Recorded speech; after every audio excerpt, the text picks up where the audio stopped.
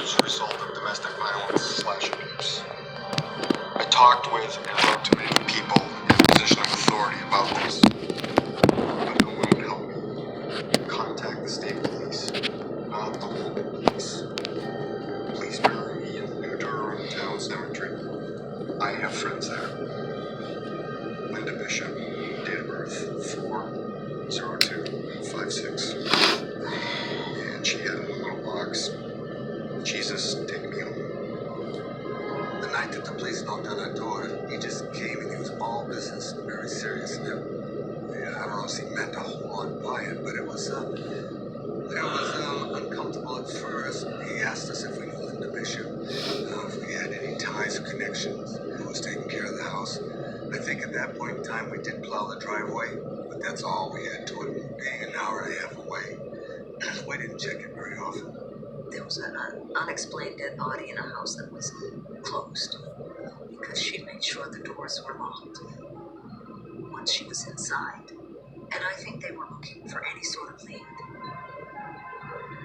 Unidentified human remains found in a home that was not hers, and we don't know if there's foul play involved or what have you. So it involved, there are many reasons in this case to perform an autopsy.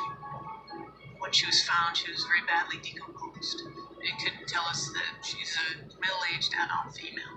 She doesn't have any significant natural disease. She doesn't have any traumatic injuries. A lot more revealing was the journal that Linda had kept.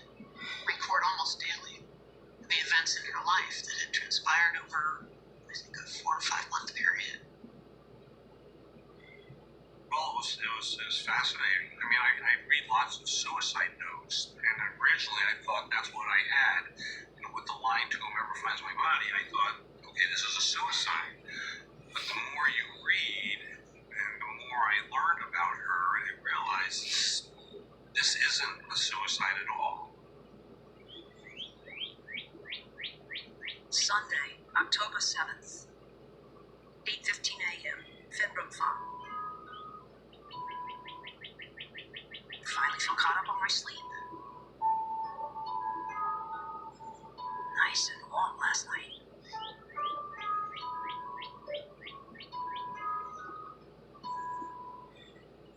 Nice view from this chair to the west. A cardinal and a chickadee on top of a lilac outside the window. The dining room windows have no locks, so really easy to step in. Water from the brook first.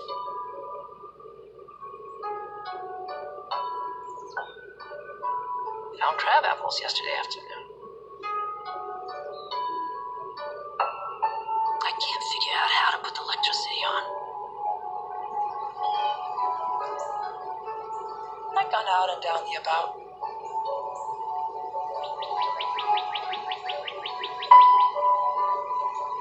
Maybe I'll find a nut tree. It's a beautiful day.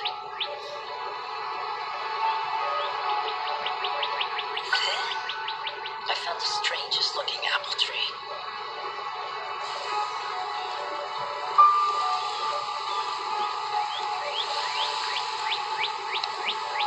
Decent apples. I picked 4 to bring back.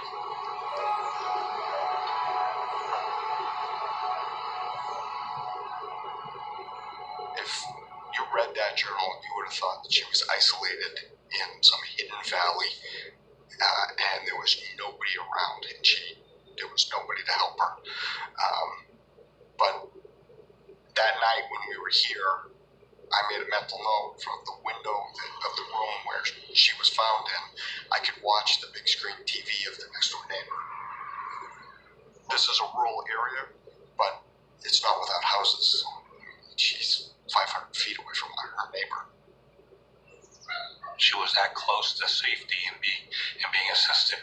Then why didn't she get help?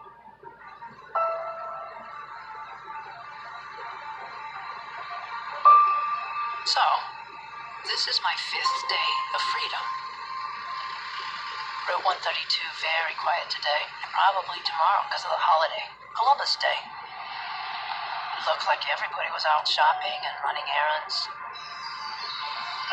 Tried to get out by walking, but got to house 75 in Canterbury, and I didn't think I could make it. My fucking knees started to hurt. No one seems to want to help. So, I made it back by 4:30. Just disappointed again.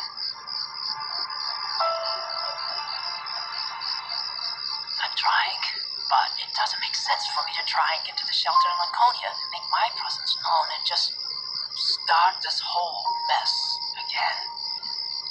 To prove what? That I'm alright? I've done that too many times. It was a narrative of her day. She even mentioned in her journal her name, her date of birth, her social security number, and some other identifying features about her. Once I knew who we were dealing with, we were able to secure dental records and confirm who it was. This is such an odd thing to know that no one knew that there was this person in that house. No one knew that.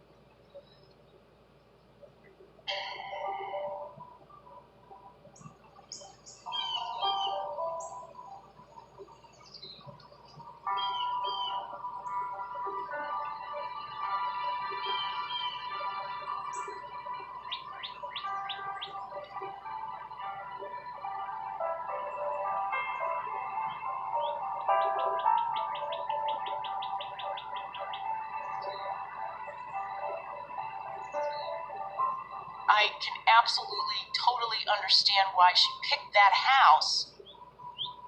It was a farmhouse. It was near a brook and fields, and that was something that she loved. She was not into material things, she was not into having money, and she valued things like nature and reading and spending time with people that she cared about. Those are the kinds of things that were very important to her.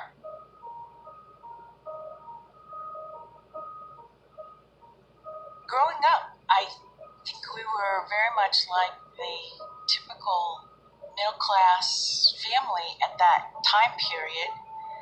We lived in a middle-class neighborhood. My dad had a good job, and my mom was at home with us. We had a big backyard, and we would play a lot outside. We used to go to the beach a lot, Jones Beach and Fire Island.